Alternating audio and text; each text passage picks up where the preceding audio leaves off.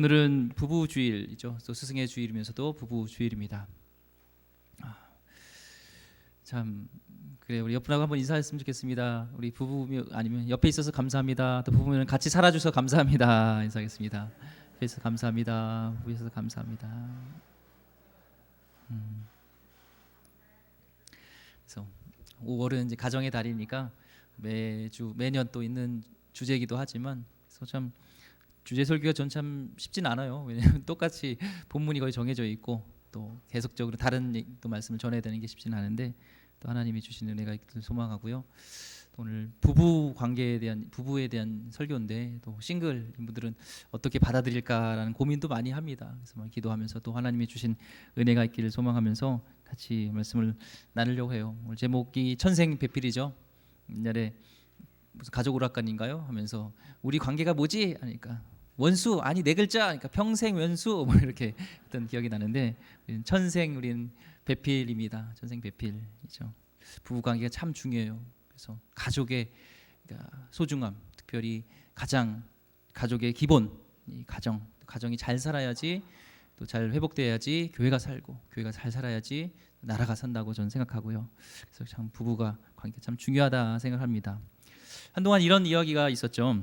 성인 남자랑 여자가 식당에 갔을 때 둘 관계가 부부 관계인지 아니면 불륜 관계인지를 알 수 있는 방법이 있다고 합니다. 메뉴를 먼저 이제 식사를 시킬 때 딱 봤을 때 부부 관계는 왜 웃으세요? 아직 웃을 포인트는 아닙니다. 이렇게 보면은 메뉴를 이제 두 개를 같이 따로따로 본다는 거예요. 각자 남녀가 보면서 뭐 먹을 낀데 김치찌개, 또 그거 먹나? 단 것 좀 먹어라. 난 된장찌개 시켜봐라. 뭐 이런 식으로 하면은 이제 부부 관계라는 거예요. 근데 이제 불륜 관계인데 좀 나이 지긋한데 메뉴 하나를 딱 보면서 남자가 뭘 드시겠어요? 저는 불고기요. 여기 불고기 전골 3인분 같은 2인분 주세요. 그러면 이제 불륜 관계라고 얘기를 합니다. 또 이제 식사를 하면서도 먹기만 하면 아무 얘기 없이 부부 관계라고 합니다. 근데 서로 막 반갑게 얘기하고 이런 얘기 저런 얘기 막 하면은 불륜 관계일 가능성이 높다고 합니다. 또 이제 식사를 끝나고 집에 갈 때 아무 대화 없이 그냥 차로 딱 타서 집으로 곧장 가면은 부부 관계라고 하고요. 대화를 끊임없이 계속 하고 차도 마시면서 막 드라이브를 이렇게 한다 그러면은 불륜의 관계라고 합니다. 참 우스갯소리죠. 뭐 지어냈는지 우스갯소리지만, 여기에 보면은 메시지의 무게가 있어요. 가볍지 않은 메시지가 있습니다. 이유는 사람들이 정말 사랑해서 결혼하잖아요. 그런데 결혼하고 일정 기간이 지나면 그렇게 사랑해서 결혼했는데 부부관계가 오히려 외간 남자 또 외간 여자 관계보다 못하게 된다는 것을 이렇게 얘기하는 것이죠. 상식적으로 생각하면 세월이 흐를수록 사랑해서 결혼했으니까 또 사랑이 더 싹트고 배우자를 더 소중히 여기고 사랑하는 것이 깊어지는 것이 당연한 건데, 그렇지 않은 현실을 우리에게 알려주고 있습니다. 예전에 TV 채널에서 이제 장경동 목사님이 나오셔서 남녀간의 어떤 차이에 대한 주제로 이렇게 얘기가 나눴었어요. 거기서 이제 패널로 참석했던 한 남자가 이런 얘기를 했습니다. 저는 아내가 좋아한다고 해서요 남편이 꼭 설거지를 해야 하나요? 그렇게까지 하면서 꼭 살아야 하는 거예요? 난 그렇게 못 살아요 하면서 이제 부부 관계에서 이런 얘기를 했고요. 장경영 목사님이 이제 패널로 얘기하는 거예요. 그럼 약간 좀 이렇게 장군 스타일이잖아요. 왜 못합니까? 사랑이 있으면 다 합니다. 사랑이 없으니까 못하는 겁니다. 사랑하는 사람이 별을 따라달라고 하면 그걸 왜 못합니까? 실제로 못 따져줘서 그렇게 못하는 거지 왜 못해줍니까? 근데 아내를 위해 설거지하기 싫고 그렇게 하면 못 산다라는 것은 아내를 사랑하지 않는 것입니다. 갑자기 아내를 위해 남편을 위해 무언가 하고 싶은 생각이 듭니까? 그것은 사랑하기 때문에 나오는 아주 작은 친절입니다. 얘기를 해요. 그렇죠? 우리가 말도 그렇고 상냥하게 잘 오셨어요, 안녕하세요, 감사해요. 우리의 마음속에 사랑하는 마음이 있으면 친절하게 하고 뭔가 도와주는 마음이 생기는데, 우리가 근데 사랑이 없으면 무뚝뚝하게 되고 상막하게 되고 뭔가 이렇게 해도 이것도 못해, 똑바로 안 해 오면서도 막 그런지도 몰라요. 빨리 올라와, 늦었어 막 그러면서 여기 예배 시간에 몰라 그렇게 했는지도 모르겠습니다. 참 우리나라의 그런 상황을 볼 때 이혼율이 50년 전보다 무려 13배가 늘었다고 합니다. 이혼율이요. 2003년도에 우리나라의 정점을 찍었고 하락세긴 하지만 아직도 이혼율은 굉장히 높다고 합니다. 결혼한 부부의 3분의 1이 이혼을 한다는 거예요. 3쌍을 결혼하면 한 쌍은 이혼을 한다는 거예요. 2013년 통계청 자료에 우리나라 이혼 건수는 한 해요 11만 5,300개 쌍이 이혼을 한답니다. 하루에도 316명의 쌍이 이혼을 하고 있다는 거예요. 지금도 이혼 수속을 받고 있는 사람들이 있다는 겁니다. 최근에는 이런 55세 이상의 황혼 이혼이 또 늘고 있다고 해요. 황혼 이혼. 이미 나이가 들었는데도 이혼의 사유가 근데 보면은 40%가 넘는 것이 성격 차이라고 해요. 성격 차이라 하지만 말이 성격 차이지 사실 부부간의 그런 뭔가 차이를 극복하지 못해서 오는 그런 결과입니다. 해방한 이후에 우리나라 총생산은 1000배가 늘었습니다. 1인당 국민소득은 400배가 늘었습니다. 근데 행복지수는 더 높아졌냐? 그렇지 않다는 거예요. OECD 국가 중에 자살률 1위, 계속적으로 이혼율은 9위. 이렇게 상위에 랭크돼 있어요. 안 좋은 걸로요. 전에 앙케이트 조사에서 한 30대, 40대를 대상으로 설문조사를 했습니다. 그 결과가 이런 거였어요. 내가 다시 태어나도 현재의 배우자와 결혼하겠느냐라는 거예요. 그럼 어떠세요? 뭐 기독교적인 질문은 아니지만 난 다시 태어나도 지금의 배우자와 결혼하겠는가? 어떤 분은 고개를 끄덕이기도 하고 어떤 분은 뭐 이렇게 하시기도 하긴 합니다. 항목에 대해서 남자는 65% 이상, 65.2%가 지금 아내와 다시 결혼하겠다는 거예요. 그러면 남편에게 도움이 많이 되나 봐요. 근데 나머지 34.8%는 다시 태어나도 지금 아내와 결혼하지 않겠다 답했습니다. 그러니까 한 3명 중 1명 정도는 아내를 탐탁하게 생각하지 않는다는 그런 결과죠. 반면에 여성의 경우는 어떨까요? 내가 태어나도 다시 지금 남편과 결혼하겠냐? 우리 남편들 한번 저를 비롯해서 잘 생각해 봐야 될 것 같아요. 불과 33.3%만 다시 살겠다. 거의 70%는 안 살겠다는 거예요. 미쳤어요. 내가 다시 살게 싫다는 거예요. 여자 3명 중에 2명은 싫다는 거예요. 지금 남편에서 싫다는 거예요. 예. 그리고 이혼을 고려해 본 적이 있는가라는 생각에 무려 27.8% 남자들은 고려해 봤다. 여자는 43.3%가 이혼을 고려하고 있고 지금도 그런 생각을 하고 있다는 거예요. 참 위험하죠. 한 3.5명 중 1명 남자는, 여자는 2명의 한 꼴로 이혼을 생각하고 있거나 고려했거나 현재 그 생각을 하고 있다는 게 지금 사실입니다. 이게 우리의 현실이에요. 결혼을 사랑해서 결혼했는데 그거와 다르게 이혼을 하고자 하는 분들이 증가하고 있다는 겁니다. 이렇게 여자들이 배우자에 대해 이혼을 심각하게 고려하고 있는 것들 우리 남자들도 한번 생각해 봐야 돼요. 그래서 남자들, 여자도 마찬가지로 왜 식사할 때 무뚝뚝하고 밥만 먹는 부부가 그냥 부부인가? 왜 삭막해졌는가? 한번 생각해 봐야 됩니다. 이재철 목사님 쓰신 사랑의 초대에서 보니까 특별한 경우를 제외하고 모든 인간은 부모의 도움으로 태어난답니다. 그리고 부모로 인해서 양육받고 성장하게 돼요. 부모님의 도움을 받아요. 그런데 이제 세상을 떠난 때는 부모의 도움이 아니라 배우자의 도움을 받게 된답니다. 배우자의 도움으로 세상을 하직하게 된다는 거 대부분이요. 먼저 세상을 떠난 자의 삶은 홀로 남아 사는 배우자의 삶 속에서 농축되고 그마저 이제 세상을 떠나면 그 삶은 자식의 삶 속으로 계승됩니다. 그래서 이 모든 것이 결혼만이 안겨줄 수 있는 소중한 선물이 아니겠습니까? 얘기하면서 그렇다면 부부는 정말 사랑해야 하지 않을까라고 우리에게 질문하고 던집니다. 장례식 때도 보면요, 다 보면은 마지막에 서운한 것들 얘기하는 건 없어요. 그러게 갈 때 나한테 잘하고 가지. 그때 나한테 왜 그렇게 했어? 그러면서 이런 사람 없어요. 마지막에는 다 더 사세요. 눈을 뜨세요. 안 돼요. 먼저 가면 안 돼요. 하면서 그렇게 싸울 때는 막 돼지라고 그러더니 진짜 이제 죽을 때 되니까 안 그렇더라고요. 마지막엔요. 전에 한 TV 연예인이 그랬습니다. 함께 있고 싶어서 결혼하는 것이 아니라 함께 있지 못하면 죽을 것 같아서 결혼을 하는 것이다. 그렇나요? 그게 다 보면은 뭐 이럴 정도는 아니더라도 정말 사랑해서 결혼을 했잖아요. 그렇잖아요.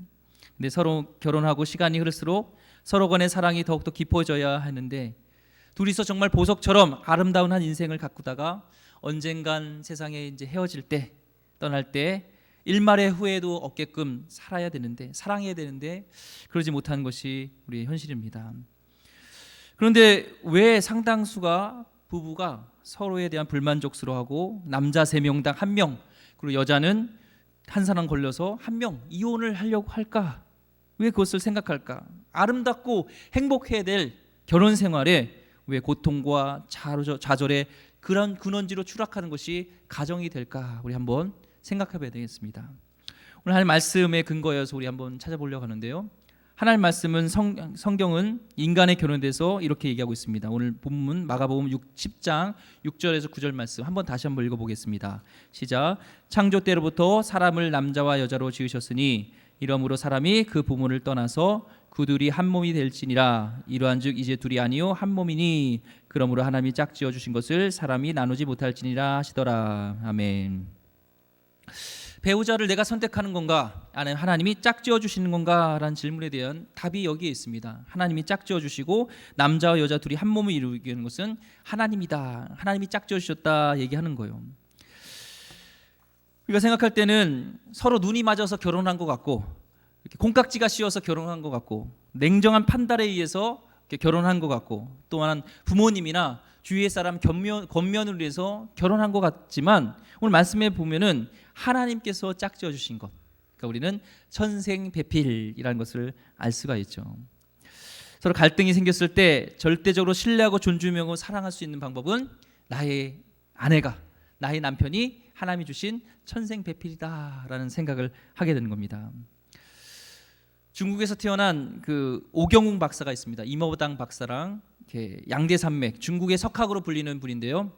이분은 중국과 미국 그리고 프랑스에서 법철학 전공을 했고 그런 중국의 헌법의 기초와 유엔 헌장의 그 구성에 참여한 세계적인 법학 철학자입니다. 그러니까 굉장히 석학이죠. 그렇다면은 그분의 아내는 굉장히 똑똑한 사람이어야 되지 않겠습니까? 그런데요, 놀랍게도 그의 아내는 낯 높고 기억자도 모르는 일자 무식꾼이었어요. 그 이유가 부모님이 당시에는 부모님이 이렇게 엮어준 사람이 결혼을 했는데 아유 여자는 똑똑해서는 안 돼. 배운 여자 쓸데없어 해가지고 못 배운 여자, 낯 놓고 기억자도 노는 여자를 며느리로 택했어요. 이 오경호 박사는 막 그 부인을 막 핍박하고 아유 무식하고 이게 아니라 낯 놓고 모르는 이 무식자, 낯 놓고 기억자도 모르는 그 무식한 그 며느리를, 그 아내를 진정으로 사랑하고 존중했습니다. 그래서 보니까 행복한 가정을 꾸렸습니다.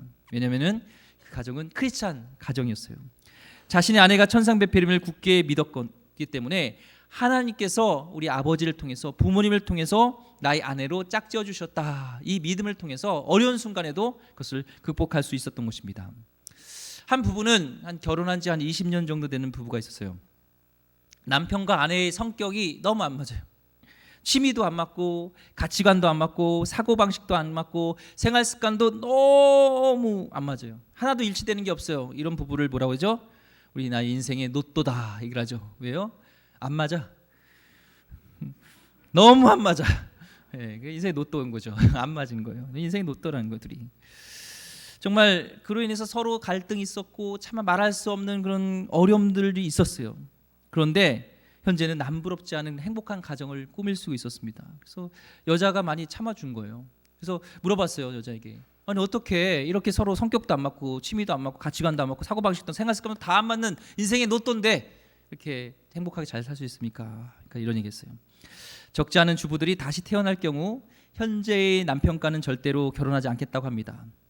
우리 부부는 일치되는 것이 거의 없습니다. 그로 인해 참 많이도 가슴 앓이를 했고 물론 지금도 그 가슴 앓이를 하고 있습니다. 그러나 저는 다시 태어나도 지금의 남편과 또다시 결혼하게 된다는 거예요. 그 이유가 첫 번째는요, 다시 태어나게 될 때 그 남자가 지금의 남편보다 나으리라는 보장이 없다는 거예요. 그래서 지금의 남편 단점이 많지만 장점을 보고 있습니다. 지금의 남편도 힘든데 남편보다 못한 그런 남자와 일평생 살아간다는 것은 생각하면 또 끔찍해서 지금 남편이 좋다는 거예요. 두 번째는 사랑하는 아이들 때문에 지금 남편과 살면서 정말 세상과 바꿀 수 없는 귀한 아들을 둘이 있는데 그 아이들을 포기해야 된다는 건 할 수 없다는 거예요. 남편과 결혼해서 얻은 그 아이, 그래서 때문에 남편을 포기할 수 없습니다. 이겠고요. 두 번 마지막 이유는요. 직장 생활하면서 많은 돈을 벌지 못했지만 궁핍함은 느끼지 못하고 살아간다는 거예요. 결혼함으로 인해서 경제적인 것이 좋아질 수 있지만 오히려 더 경제적으로 어려울 수도 있다는 것이죠. 남자가 막 이렇게 헤프게 쓴다든지 뭐 도박을 한다든지 그런 이유로 해서. 그래서 지금의 경제적 수준에 감사하고 무엇보다도 남편이 성실하기 때문에 자기는 다시 태어나도 남편을 선택하겠다 얘기를 합니다. 이것이 가능한 것은 그런 크리스찬이었고요. 하나님께서 우리를 맺어주신 우리는 천생 배필이라는 것을 믿기 때문에 그런 가치관도 안 맞고 생활 습관도 안 맞고 여러 가지 취미도 안 맞고 성격도 안 맞지만 그것을 맞춰가면서 이해하면서 간다는 겁니다. 천생 배필을 믿는 삶은 이해하게 되고 어떤 것을 극복하는 힘이 될 줄 믿습니다. 여러분 가정에 남편, 아내 속상한 일들이 있죠. 저도 그렇고 우리 와이프도 얼마나 그러겠어요. 아유 목사님 와이프한테 그럴 수도 있죠. 사모님은 좋겠어요. 우리 목사님이하고 살아서요. 한번 살아보세요.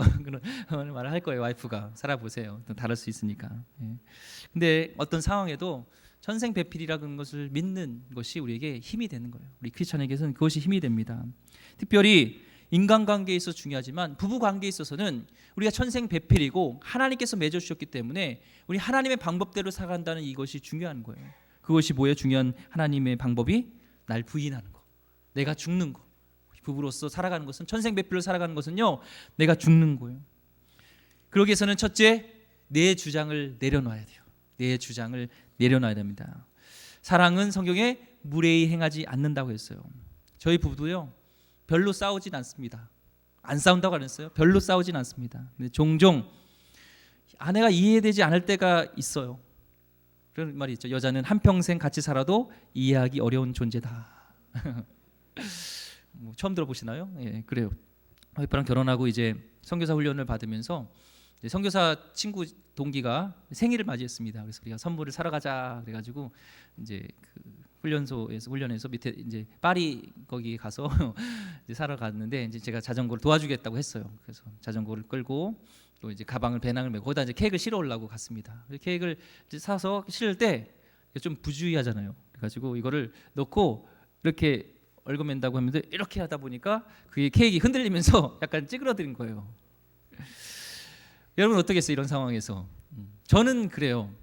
아유 어떡해, 아유 이거 케이크 좀 펴야 되는데 큰일 났네. 그래도 아유 고마워요. 그래도 이렇게 도와주셔서 고마워요. 저는 이런 스타일이고 관계 중심적인 거고 와이프는 목적 중심이에요. 뭔가 일을 잘 해야 되는 그런 스타일이에요. 그러니까 와이프는 잘해주려면 제대로 도와줘야 되는데 제가 제대로 못 도와준 거잖아요. 그러니까 뭐라고 이제 하는 거죠. 근데 저는 그게 이해가 안 됐어요. 아니 내가 도와주려고 하다 한 거지. 내가 일부러 그런 거야? 내 와이프는 하려면은 잘 도와줘야죠. 이런 것들이 이해가 안 됐습니다. 서로 이해가 안 됐어요. 로마서 12장 18절 말씀에 할 수 있거든 너희로서는 모든 사람과 더불어 화목하라 얘기를 하고 있습니다. 모두 다 할 수 있다는 말씀이 아니라 할 수 있거든 화목하라 얘기를 하고 있어요. 그러기 위해서는 마땅히 내가 누려야 될 권리, 아내로서, 남편으로서, 목사로서, 성도로서의 권리가 있지만 서로 우리가 화목하고 사랑하기 위해서는 사랑이 먼저이기 위해서는 내 주장을 내려놔야 된다는 것을 얘기하고 있습니다. 부부가 겪게 되는 사소한 갈등 중에 이런 일도 있죠. 두 분이 이제 잠자리에 들 때 어떻습니까? 둘 다 누웠는데 공교롭게도 불이 켜져 있는 거예요. 자, 이때 갈등이 되죠. 누가 불을 꺼야 됩니까?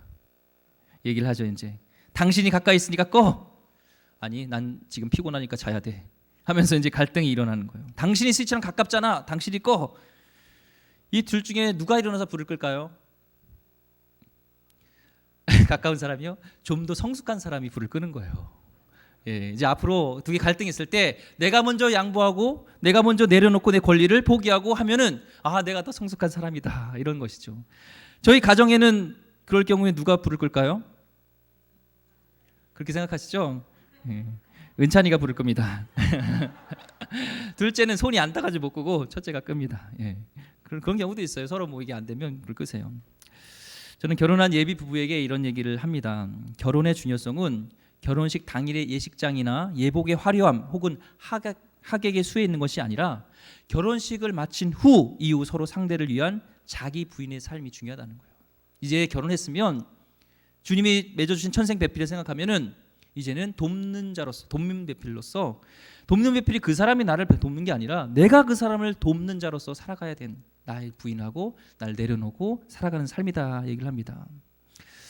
하나님의 부부로 살아가기라는 책에 보니까 참 하나님 부부로 이렇게 살아가는 것들을 이렇게 쓰신 책인데요.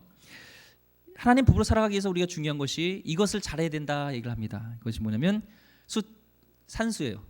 더하기와 빼기를 잘하면 된다는 거예요. 더하기 빼기. 왜 더하기 빼기일까요?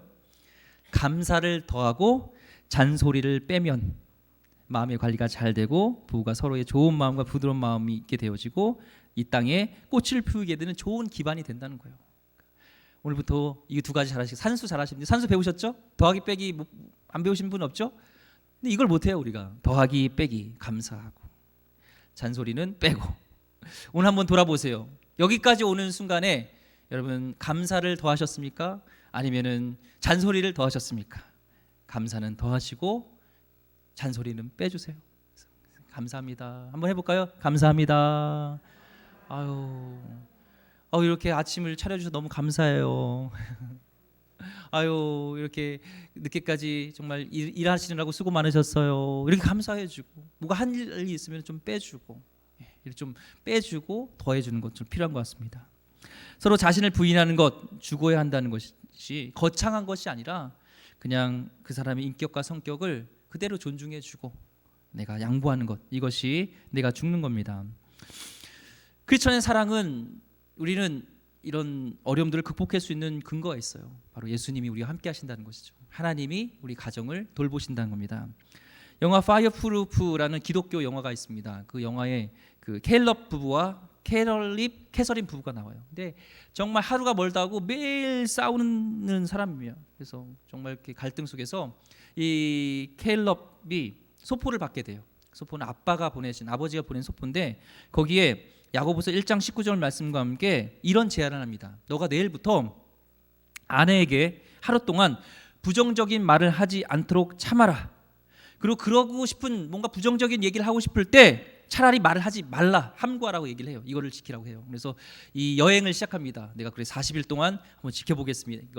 이걸 시도해 보겠습니다 하고 시도합니다. 그러니까 이제 주일이 끝나고 월요일 시작하는데 막 바쁜데 이제 이 옷을 맡겨야 되는 거예요. 그래서 아내에게 옷을 맡기면서 당신 시간 있으면 좀 이걸 세탁소에 맡겨주세요. 그랬더니 아내가 그런 거죠. 캐서린이 아니 이틀 동안 쉬면서 뭐 했어요? 당신이 맡기세요. 이렇게 완전 세상말로 완전히 그냥 그렇게 하죠.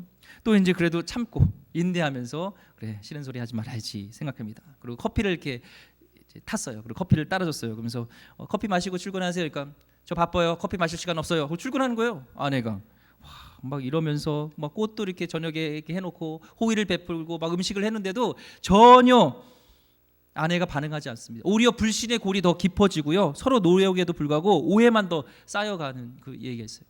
한 20일쯤 됐을 때 이제 아버지를 만나요. 그래서 아빠 너무 힘들어요. 정말 우리 아내는요 고집이 너무 세요. 사사건건 트집만 잡고요. 고모할 줄도 모르고요. 제가 세차도 하고 엔진 오일도 갈아주고 설거지 집전 청소도 다 다 했는데 고마워하지 않아요. 이런 자격을 받을 자격 없는 아내에게 이제 더 이상 저는 이제 그렇게 하지 않을 거예요. 결단을 합니다. 이렇게 거부하는 사람에게 내가 어떻게 사랑을 줄 수가 있겠어요? 얘기를 해요. 그때 아버지가 얘기를 합니다. 그거 좋은 질문이다. 너가 갖고 있지 않은 사랑으로 캐서린을 아내로 사랑할 수 없다는 거예요. 나도 십자가를 지기 전에는 그 앞에 서기 전까지는 정말 공격적이었고 하지만 내가 하나님 앞으로 가서 예수님이 내 인생을 바꾸셨고 바로 그때 내 엄마를 진심으로 사랑하기 시작했단다 얘기를 합니다. 내가 너희 문제를 해결해 줄 수 없다. 이것은 너와 하나님과의 관계 일인 것 같다 해요. 그리고 이 케일럽은요 그 문제를 갖고 하나님께 갑니다. 무릎 꿇고 막 하나님께 막 애를 써요. 그러면서 응답을 받고 진심으로 내 사랑으로 사랑하려고 했다는 것을 내려놓고 하나님의 사랑으로 이렇게 나갑니다. 그러고 나서 자기 입장에서 아내를 생각했던 것을 반성하게 돼요. 아내가 필요한 것이 무언가들을 사랑하니까 이제 알게 되어지고 아내가 고민이 있었어요. 자기 부모님이 좀 몸이 불편한데 휠체어랑 누울 수 있는 침대가 필요했는데 돈이 없어서 그걸 결제하지 못하고 있었어요. 그래서 이 남편이 돈을 모아서 결제해주고 사줍니다. 그러면서 점점점 마음이 녹아지고 그 아내 입장에서 생각해주면서 서로의 마음이 진심으로 회복하게 되는 것이죠. 이 영화의 마지막은 그렇습니다. 하나님이 주시는 사랑으로 나아갈 때 부부는 더욱 아름다운 하나가 될 수 있음을 알려주는 그런 메시지를 주는 거예요. 마찬가지로 우리 부부 관계가 우리는 하나님이 맺어주는 관계로 생각하고 나의 사랑으로 사랑할 수 없음을 인정하고 하나님의 사랑으로 사랑할 수 있겠다고 우리는 하나님께 나가야 돼요. 하나님 우리 가정의 중심에 오시도록 초청해야 됩니다. 나의 고정관념과 주장을 내려놓고 하나님께 물으면 하나님께서 답답해 주실 것입니다. 하나님 부부로 살아가려는 세상 모든 부부의 기도에도 하나님은 같은 하나님이십니다. 예수 그리스도 안에서 모든 부부관계가 치유되고 회복되고 새로워지며 재창조됩니다. 결혼은 결코 피해야 할 그런 멍해이거나 부담이 아닙니다. 예수 그리스도 안에서 결혼은 생명과 생명이 한 몸으로 결합하는 신비스러운 연합, 생명이 생명을 낳고 생명으로 이어지는 생명의 기적입니다. 저는 아직 젊습니다. 2008년도에 결혼을 했고 한 12년의 결혼 생활을 지금 하고 있죠. 결혼 생활이 얼마나 행복했을까요? 결혼하고 몇 년은 너무 힘들었던 것 같습니다. 부부로 만나 같이 사는 일이 행복하기만 할까요? 아닙니다. 서로 다른 것, 틀린 것이 아니라는 것을 배우게 되고 서로 존중을 배우고 우여곡절들이 많습니다. 그래서 지금은 저는 다른 여자하고는 못 살 것 같습니다. 무엇보다 그 힘든 시간을 다시 시작하는 게 싫습니다. 네. 결혼은 목적이 아닙니다. 결혼은 시작입니다. 결혼해서 서로 부부가 되기 위해 힘든 시간을 거쳐야 합니다. 그렇지 않으면 오랜 세월 같이 산 부부가 보여주는 호흡을 가질 수 없습니다. 결혼만 하면 부부가 되고 행복해질 거라는 건 착각이고 환상입니다. 싱글 또한 결혼하신 분, 성도의 목적은 유한한 이 땅도 아니고요. 또한 우리의 삶 가운데 유한한 부부관계도 아니고 천상의 삶이 우리의 궁극적인 가야 할 목적지입니다. 아내를 사랑하는 것과 하나님 나라를 위한 헌신은 결코 충동하지 않아요. 하나님 나라를 위해 위해서는 아내를 사랑하고 하나님 나라를 위해서는 아내를 사랑하는 것이고 남편을 사랑하는 것입니다.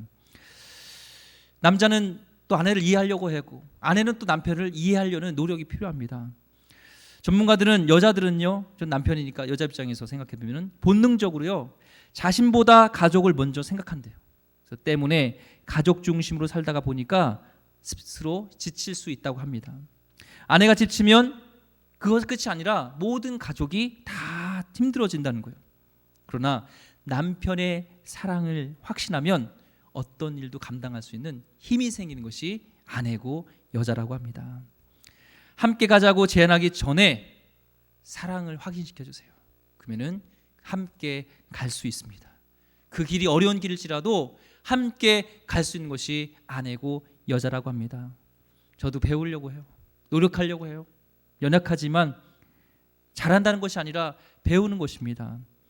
여러분, 배우자를 천생배필로 여기시고 두 사람이 하나로 연합하는 것이 결혼입니다. 남편은 머리가 되고 아내는 몸이 되어서 짝을 이룹니다. 남편은 자기 몸인 아내를 죽도록 사랑하고 아내는 자기 신의 머리인 남편을 믿고 따른다. 이것을 맛보며 살아가는 것이 행복한 부부입니다. 그런 부부 되기를 소망합니다. 저도 이기적이었던 모습이 있었던 것 같아요. 아내의 모습 볼 때 이렇게 아내의 입장에서 지금도 다 이해하지 못하는 것들이 있고 제 입장에서 많은 생각, 왜 힘들까라는 것들을 힘들다고 할 때 제 입장에서 난 더 힘든데 이런 생각을 했던 것 같아요. 그러다 보니까 서로 의견 충돌이 있었고 한번 대판 싸운 적이 있습니다. 그러면서 저의 밑바닥을 좀 봤던 것 같아요. 그러면서 하나님께 나갈 때 깨달아 주시는 마음은 그거였어요. 아내를 존중하지 않았던 것들, 그 마음을 주셨습니다. 그러면서 제 언어가 바뀌었어요. 저를 자랑하는 것이 아니라 존중하지 못하는 것을 회개하고요. 아내에게 존댓말을 안 썼어요. 존댓말을 쓰기 시작하고 그러다 보니까 존중하는 마음이 있으니까 다툼이 있더라도 예전처럼 그렇게 막 가지 않더라고요. 존중해주는 마음으로 가는 것들. 이런 마음 가운데 남편에 대한 아내에 대한 마음이 존중하는 마음으로 사랑하는 마음으로 주님이 맺어줬다는 그런 마음으로 살아갈 때 정말 여러분 가정이 정말 하나님이 함께 하시는 그런 천국이 되길 소망하고요. 가정이 회복될 때 정말 이 사회가 회복되어지고 나라가 회복되어지고 교회가 회복될 줄 믿습니다. 사단은 끊임없이 그렇기 때문에 가족을 계속 공격해서 무너뜨리려고 해요. 가장 중요한 부부관계를 흐트리려고 합니다. 주님 안에서 우리가 우리 가정을 잘 이룰 수 없다는 것을 믿으면서 정말 하나님 앞에 나아가면서 하나님 앞에 내려놓는 하나님의 중심으로 살아가는 귀한 가정 되기를 주의 이름으로 축원드립니다. 기도하겠습니다. 하나님, 우리 아내, 남편 하나님 맺어주신 것을 우리가 믿으면서 정말 그 아내를 남편을 사랑할 수 있게 하여 주옵소서. 우리 사랑으로 사랑할 수 없습니다. 하나님, 내가 죽을 수 없습니다. 주님의 사랑으로, 주님이 주시는 그 능력으로 아내를 사랑하게 하여 주시옵고 존중할 수 있게 하여 주시옵소서. 귀하신 예수 그리스도 이름으로 기도드립니다. 아멘.